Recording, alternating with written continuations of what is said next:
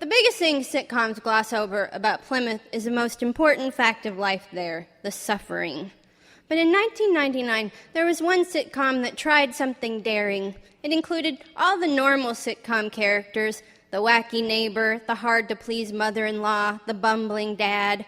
But it also reveled in and dwelled on the grim brutality of life in colonial New England. It was set entirely in 1621 Plymouth.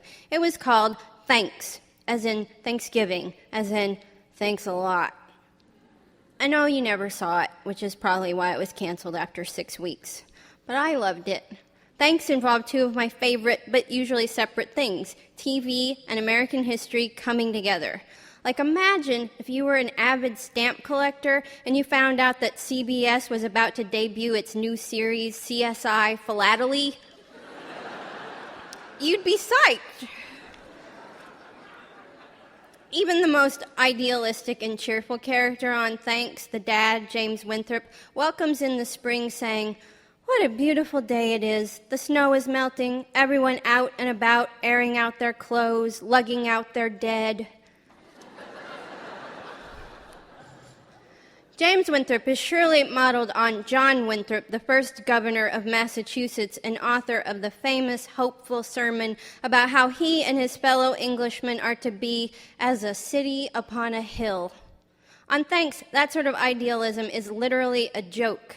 Says Winthrop, "We're not the kind of people who are easily discouraged by a few snow flurries, a couple of head colds, the 50% mortality rate. No, we're pilgrims, strong-willed people who never give up."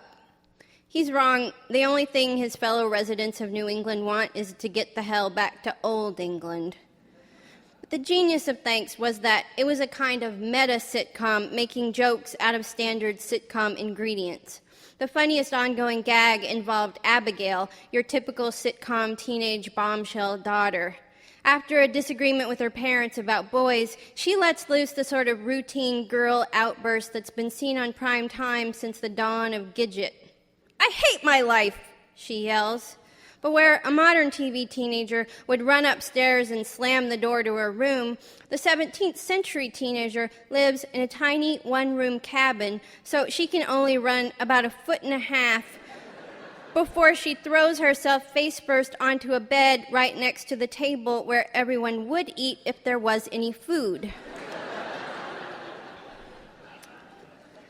Thanks was so refreshing because of its frankness, especially compared to earlier sitcoms. In one scene, Mrs. Winthrop meets Squanto, the famous English-speaking Indian. She asks him, "What are you doing in our neck of the woods?" And Squanto answers, "Actually, we like to think of it as our neck of the woods." That's pretty much the whole story right there. It's so quick and clean and concise. Plymouth was actually built on the site of Squanto's hometown, Patuxet. All his friends and family, his whole village, died from the diseases that arrived with earlier European visitors. Squanto's hanging around because it's the only home he knows. That's why he's there to help the incompetent white people grow corn, using the seeds they'd stolen from some other Indians on Cape Cod. We like to think of it as our neck of the woods. There's so much meaning in that one little wisecrack. It shows you history doesn't have to be trampled by the sitcom format. Here's another example. There's a Cracker Jack Thanksgiving dinner scene in the Pilgrim episode of The Simpsons. Ned Flanders, playing the purest of all the Puritans, is talking to Indian Chief Wiggum. Get it? And Flanders says, "Chief Wiggum, we could never have survived our first year in the New World without you. I almost regret what we Europeans are going to do to you." Chief Wiggum, "What are you going to do?" Flanders, "Oh, give you the biggest slice of pumpkin pie. Also, we're going to take your land and wipe you out. Who wants whipped topping?" Flanders isn't embarrassed about the harsh story of America. If anything, he's cheerful, and there's something sort of profound about that combination.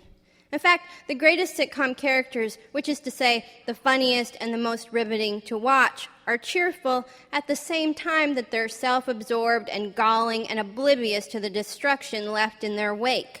Think Homer Simpson, Michael Scott on The Office, Ted Baxter from Mary Tyler Moore, Larry David, the entire cast of Seinfeld. And you know what else is like that? The United States of America. I don't know why you would applaud that. That's why it doesn't really matter if these Pilgrim episodes are factually accurate, because sitcoms tell the true story of our nation every time the Michaels and Homers and Larrys open their mouths. We're well-meaning, lovable, unintentionally destructive, believing we're more important than we are, like we're some kind of city upon a hill. Thank you.